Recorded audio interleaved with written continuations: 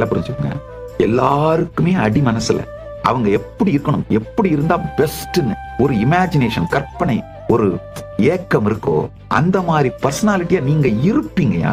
அப்ப என்ன ஆகும்னா, அத்தானா பேருக்கும் நேரடியாவோ சீக்கிரட்டாவோ உங்களை பிடிக்க ஆரம்பிச்சிடும், ரசிக்க ஆரம்பிச்சிருவாங்க. இந்த பரமசாந்த தன்மை, சமாதி பழகுதலை உங்க வாழ்க்கைக்குள்ள எடுத்து வந்தீங்கன்னா, முதல் விஷயம் உங்க பீயிங்க நீங்க செலிப்ரேட் பண்ணுவீங்க. உங்க ஸ்பேஸ நீங்க செலிப்ரேட் பண்ணி உங்களுக்கே உங்களுக்கு ரொம்ப பிடிக்குங்கயா.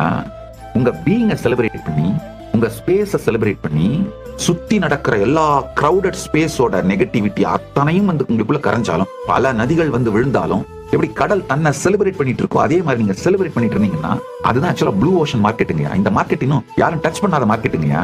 எவ்வளவு பேர் டச் பண்ணாலும் எக்ஸாஸ்ட் ஆகாத மார்க்கெட்டுங்க.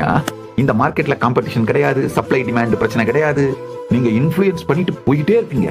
உங்களுடைய இருப்பாலேயே மிகப்பெரிய இன்ஃப்ளூயன்ஸரா மாறிடுவீங்க.